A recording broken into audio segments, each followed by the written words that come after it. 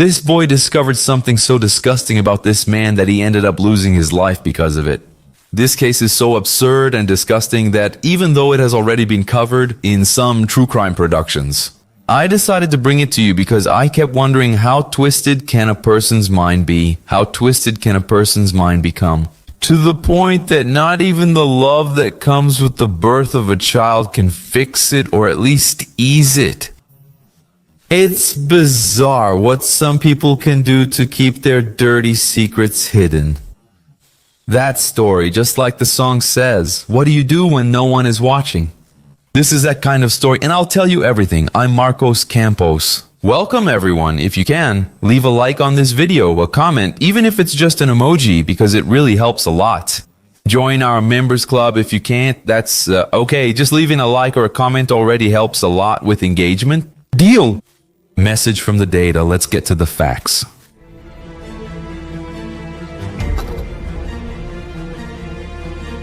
The main character of today's episode is Dylan Nicholas Redwine. He was born in February 1999 in La Plata, Colorado in the United States, the son of Mark Redwine and Elaine Hatfield, who already had Corey. When Dylan was born, Corey was already 8 years old, and the family is described as apparently normal. In fact, Mark was described as a good present father. He liked to do things as a family, but, well, I'll talk about it later. But what I can say now is that in 2007, when Dylan was 8 years old, things started to, let's say, get complicated. The first cracks started to appear in this story. Why did the mother, Elaine, ask Mark for a divorce? Because, according to her, there were some fights happening at home, some arguments. The marriage was no longer the same, and they started to fight for custody of the children. At this point, after everything, Dylan was 8, his brother was 16, already a teenager, and their father had moved out to live elsewhere. And at first, they had joint custody. The couple had joint custody of the children. So, on certain days, the two boys would spend a few days with their father, then stay a few days with their mother, and their lives went on like that. But in 2011, something happened. Because both Dylan and Corey, the brothers, started avoiding going to their father's house, and that caused more conflict between the couple. Because Mark started accusing Elaine of turning the boys against him so they wouldn't want to visit. You know, saying something, bad-mouthing him, you know? Then he called his lawyers so they could actually go to court for permanent custody. Litigation, right, guys? Things got more serious because the man believed his ex-wife was quote-unquote influencing the kids. Corey, now a teenager, no longer wanted to see his father. But that's not the whole story, as you'll see. In 2012, a year after the conflict, during a hearing that was going to determine custody, Mark didn't get full custody of the children like he wanted. The judge ruled that custody would remain shared, but that the children should visit their father periodically. Actually, specifically, it really fell on Dylan, right? Who was 13 years old. At this point in the story, Corey was already of legal age, so he wasn't required to visit his father. But, although that was the case legally, he chose to accompany his younger brother on some visits he made to their father.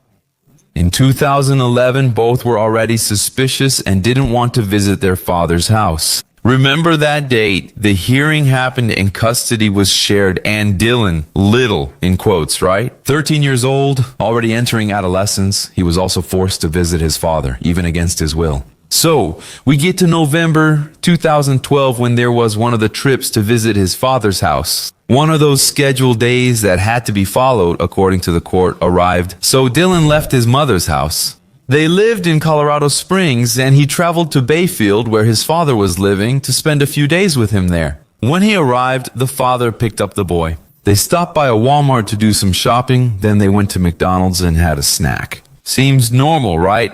Just a father and son having fun. Let's go hang out at McDonald's, get a happy meal, then we'll go home, watch a movie, relax, and enjoy these days together. That was November 18th, and this is when things start to get weird. It was about 1 o'clock or 1:30 p.m. on November 19th. That is, a day after Dylan arrived, Mark called Elaine, the boy's mother, saying that he left in the morning while Dylan was sleeping on the couch. He supposedly had something to do, so he left the house and decided not to wake his son, who was there sleeping peacefully. But when he returned, he saw the boy was gone and couldn't find any trace of him. And then at that moment, he calls Elaine.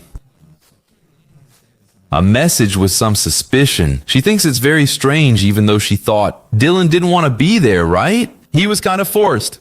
But despite that, she's sure her son would never just disappear like that, vanish without saying anything to her. If he planned to run away from his father's house, he would have told his mother first. Well, the day went by, still without much fuss, and Mark only called the police around 6:30 in the evening that day. The officers went to the house for an initial investigation. And then Mark told the same story he told his ex-wife, that he had gone out. In the morning, the boy slept on the couch and didn't want to wake up. By 11:30, he was already gone. Then, at 1:30, he calls his mom to let her know what happened. Now, why did he only call the police at 6 in the evening? We don't know that yet, but soon we might even be able to infer why, even though it hasn't been fully clarified. Let's continue and review the timeline. Mark said during the initial police interview that he called his son's cell phone multiple times but got no answer. After that, he started calling the friends his son could be with. None of them knew the boy's whereabouts, so things started to take a sinister turn, right? Strange? Something was happening. No one knew where Dylan was. He wouldn't answer calls, and his friends were also unaware. His mother was already desperate in the other city, caught up in this whirlwind. Mark also tells the police that he noticed his son's bag wasn't at the house. The bag had his documents. His personal belongings had also disappeared from the house. In addition, Mark said that a fishing rod he had on the property was also missing. What makes you believe that Dylan might have left without telling anyone to go fishing at a nearby lake? And at that moment, the police send a team to investigate. In that wooded area with a lake and river where the boy might fish, something could have happened, an accident, maybe he's trapped. Anyway, they started from the assumption that something had happened, but that the boy was still okay, just waiting for help. Meanwhile, his photos started being shared by friends on social media and even by the local press. It had already begun, right? The city mobilized over Dylan's disappearance. The police also raised one of the hypotheses, as sometimes happens. It could have been a voluntary disappearance. The child might have run away for some reason. It's worth remembering, isn't it, that he didn't want to be at his father's house. But do you remember I said that on the 18th things start to get strange? Yeah, in the middle of all this mobilization, with everyone trying to find Dylan that night, still on the night he disappeared around 11 p.m., everyone was anxious, right, about Dylan's disappearance. But Mark was at his house. He wasn't helping with the search. The guy, believe it or not, was inside his house with the television on, as if nothing was happening. Chilling, watching a little television, the lights on. Those were the people in the house. As if the boy was in the bedroom sleeping and he was just killing some time before going to bed. Can you believe it? A few days go by. Now it's November 24th and 25th and still no sign of Dylan. The teams start using sniffer dogs, right? That can detect possible bodies. They start searching all the areas. Divers are also sent to a lake where he supposedly went fishing. By this point, the search was already very serious. They even used sonar in the lake to try to find a body. Maybe the boy suddenly fell into the lake and drowned, but nothing. He had simply vanished up to that point, and Mark kept showing no interest in the case. During the searches, he didn't even question the police, as you would expect. Just imagine, guys, a father, his son is missing. You'd be, suffocated, right? What happened? Did you find anything? Give me some news, for God's sake. The guy was there, as if nothing was happening. He didn't ask if police had news, progress, a lead, or any investigation updates. Nothing. The guy seemed like he was numb. And then we get to November 27th when Elaine, the boy's mother, makes an accusation against Mark. She says that Mark is directly involved in her son's disappearance, and she says something very serious about him. She says that during those years when they started having conflicts and fighting in their relationship, he would threaten her, saying that if they separated or kept fighting, went to court for custody and all that, he would take the lives of their children. All this because he didn't want Elaine to have custody of the boys. That's a serious accusation, isn't it? And she kept going, right? She said that in those days they were living in an abusive relationship. And that Mark, although he was or actually had been a good father at a certain point in their lives, something had happened that made Dylan not want to go to his father's house anymore. But no one knew until then. And, due to Elaine's accusations with no other clue about Dylan's whereabouts either, the police started to consider Mark as the person of interest in the case. So they go to Mark's house for the first time, intending to conduct a search. And at the house, the police detect traces of blood that, after testing, are found to be consistent with Dylan's blood. But at that moment, they see it as normal, because even Mark's current girlfriend says that Dylan was always there. So that was due to a possible cut he had on his foot at some point, and there were some traces of blood left there. The police apparently went along with that and didn't pursue the investigation seriously. And we still had nothing until February, already in 2013, when the sniffer dogs were called in again to search. But this time it's not in the forest or lake area, but around Mark's house. And the dogs behaved strangely, as if they were detecting the scent of a corpse there in some rooms of Mark's house. But they couldn't find anything concrete that could be linked to the dog's suspicion. At this point in the story, there aren't many details about the investigation. Okay, that's what it says. The dogs seemed to sense something and then nothing progressed. They say Mark actually gets offended at that moment, you know? He says something like, "I don't know why you brought these dogs here, these useless dogs, shitty science." And so, some more time passes and we get to February 26th, about 3 months after Dylan disappeared. Then, Elaine and Mark are invited to participate in a show, a true crime show hosted by a guy named Dr. Phil. And on this show, it's kind of like a family drama, you know, there's some back and forth arguments. Elaine is convinced that Mark is involved in her son's disappearance, and he denies it. He insists, "I have nothing to do with this. You're just blaming me because you're upset about other things." It's a messy situation, like with John Kleber. And in the middle of all this, the host suggests that Mark take a polygraph test. But he says he couldn't do it that day because the night before the show was recorded, he got drunk, drank a lot. He was acting a bit strange and the test could give an inconclusive result, and he didn't want to risk it. What does the host do? He offers an option saying it's fine if you don't want to do it today. Just come back tomorrow and we'll record. So, I won't be able to do it because of this or that, and that's how it was left. And time just goes by without anything happening. But then, 8 months after the disappearance, finally, something happens. The police detectives kept doing their job to try to find out what happened to Dilla, and they are searching a mountain near Mark's house, about 16 kilometers away or so. And there they find bone fragments, also a piece of a shirt, a t-shirt, and a sock. As I said, all this was found about 16 kilometers from Mark's house. And this area where they found these remains and also these clothes, it was a very steep place, hard to access. Especially for a 13-year-old boy with no preparation at all for this kind of adventure, let's say. That makes things very suspicious. And the fragments are immediately sent for analysis. And after the results come in, it's confirmed that they really did actually belong, to Dilla Redwine.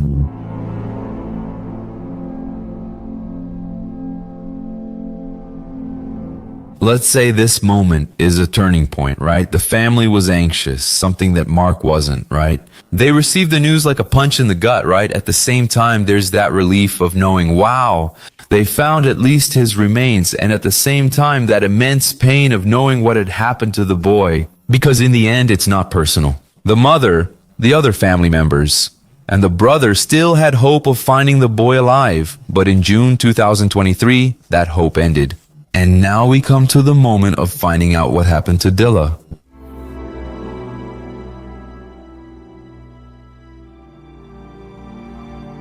At first, people thought that Dilla might have been the victim of an animal attack. Suddenly, he really left. He ran away from home. He went to the forest area, remembering that he had supposedly taken a fishing rod with him, and that's where he was caught. A wild attack. But when the coroner's results came in, things changed. He confirmed that there were injuries on the remains that showed the use of force, which was not consistent with an animal attack. Afterward, biologists, forensic experts, and others will confirm it. So, at that moment, the missing person case becomes a homicide case. However, nothing at the scene on the clothes or in the fragments offered any clue to the killer's identity. But of course, as you already know, the police had Mark as the main suspect, but there was still no evidence that could incriminate the boy's father. And again in August, the sniffer dogs go to Mark's house. They act the same way as the first time, behaving strangely. And now they even go to the back of Mark's pickup truck and sniff around there, you know? It's the smell of a corpse. But there's still no connection, and things kind of cool off in a bizarre way, you know? I believe they thought I was involved in my son's robbery, and...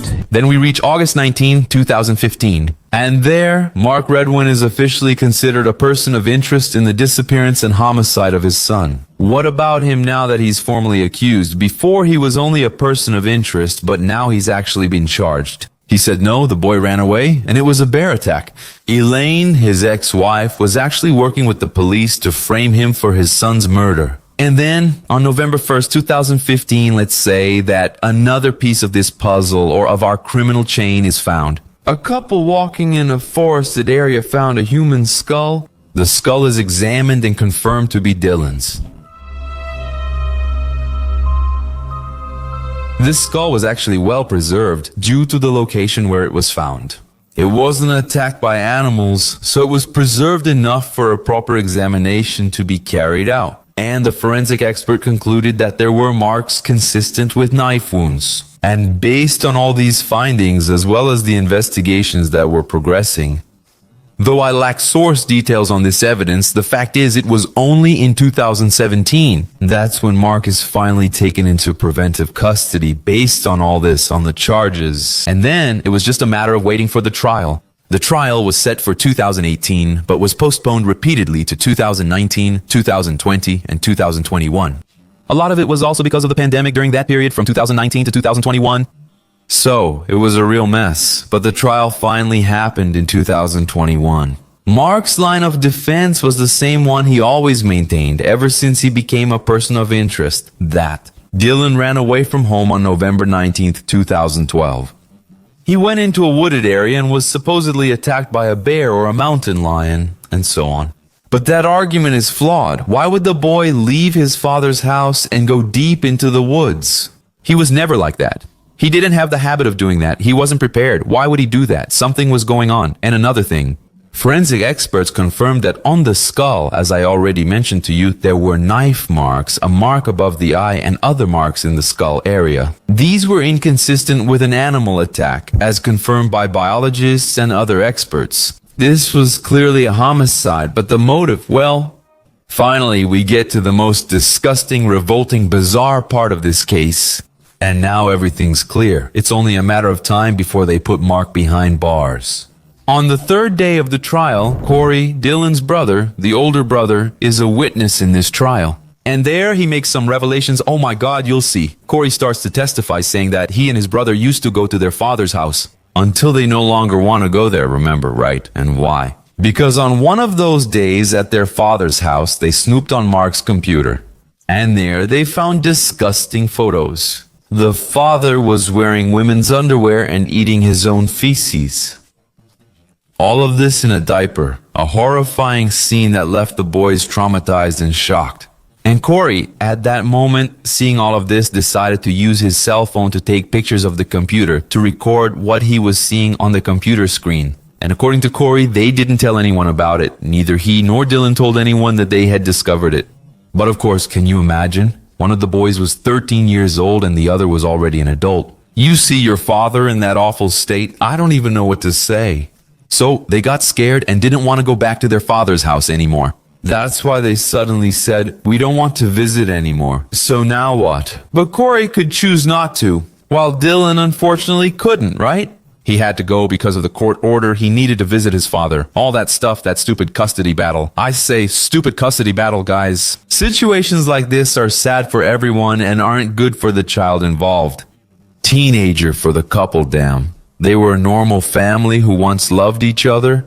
Right? They even had 2 kids and now it's come to this. But this guy must have already had this disorder. I don't know what's going on in his head. Maybe that's why he couldn't keep the relationship going. He was already messed up. But anyway, the fact is that there was an incident back in 2012 where Corey supposedly argued with his father. And he told his father that he knew about the photos, but he denied that Dylan knew. He protected his younger brother. When Corey testified in court, imagine the jurors' reactions, right? Things took a new turn. And then the prosecution kept insisting that this was the real reason behind Dylan's murder, to protect a dirty secret. Dylan last used his cell phone on the 18th, the day he arrived at his father's house, around 9:30 p.m. And what about the phone line there?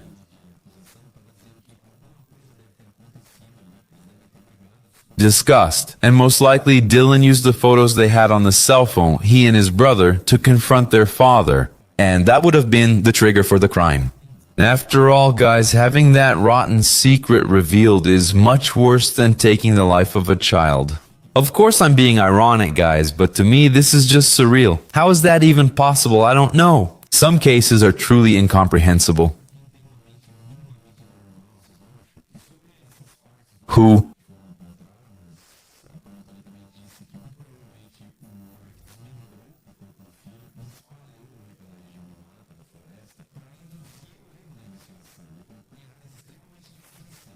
is not that no one. No, what for? What people are, what do you want? Do you want to take that? If it fed, there would be nothing left, there would be no smell, it would die right there. A crime, a disappearance without a body, you understand?